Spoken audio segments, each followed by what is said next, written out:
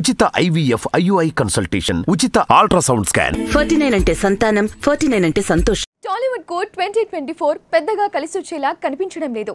Sankranti movies కూడా పెద్దగా సత్తా చాటింది లేదు. ఆ తర్వాత వచ్చినవి ఆకట్టుకోలేదు.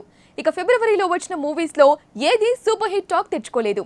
ఈగిల్, ఊరి పేరు భైరవకోన వంటి సినిమాలు మంచి టాక్ తెచ్చుకున్నా కలెక్షన్స్ రాలేదు. ఇక మార్చ్ లోనూ వరుసగా చాలా సినిమాలు విడుదల కాబోతున్నాయి.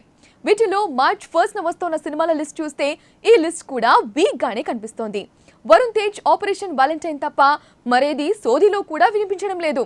మరి మార్చ్ 1న విడుదలవుతున్న సినిమాలేంటి, వాటి వివరాలేంటి అనేది చూద్దాం.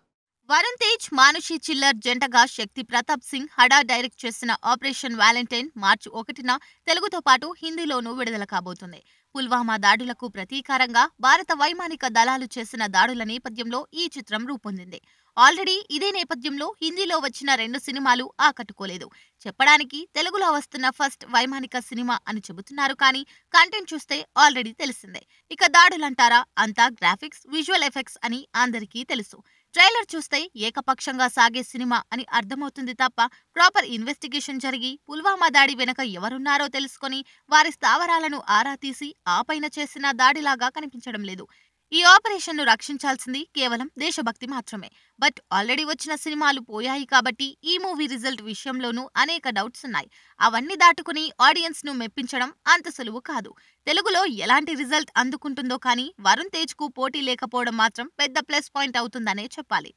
వెన్నెల కిషోర్, మురళీ శర్మ, సంయుక్త విశ్వనాథ్ ప్రధాన పాత్రల్లో నటించిన చారీ 111 కూడా మార్చి 1న విడుదలవుతుంది. టీజీ కీర్తి కుమార్ డైరెక్ట్ చేసిన ఈ మూవీ ట్రైలర్ కు ఏమంత పెద్ద రెస్పాన్స్ రాలేదు. ఈ తరహా కంటెంట్స్ ఆల్రెడీ చాలా సినిమాల్లో సప్లాట్ గా వచ్చి ఉన్నాయి. దాన్ని ఇంకాస్త పెంచినట్టు కనిపిస్తోంది. వెన్నెల కిషోర్ ను హీరోగా చూడటం అనేది చాలా పెద్ద టాస్క్. ఆ టాస్క్ ను దాటి కంటెంట్ తో ఆకట్టుకోవాలనుకున్నా అది ట్రైలర్ లో కనిపించడం లేదు. సింపుల్ గా ఓటీటీ రిలీజ్ కు రూట్ క్లియర్ చేసుకునేందుకే థియేటర్స్ లో వస్తున్నట్టుగా కనిపిస్తుంది చారీ 111 మూవీ. హీరోగా నిలిచేందుకు విశ్వ ప్రయత్నం చేస్తున్న కుర్రాడు శివ కందుకూరి కూడా మార్చి 1న భూతద్దం భాస్కర నారాయణగా వస్తున్నాడు. రాశి సింగ్ హీరోయిన్ గా నటించిన ఈ మూవీ ట్రైలర్ ఇంట్రెస్టింగ్ గానే ఉంది.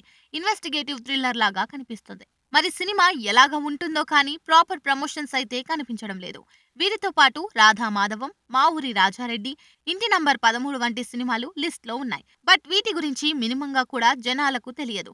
ఎప్పుడో పూర్తయినట్టుగా ఉన్న ఈ మూవీస్ ను ఇప్పుడు రిలీజ్ చేస్తున్నారు. సో ఇక ఈ మూవీస్ కు ఆడియన్స్ ఉంటారు అనేది చెప్పలేం.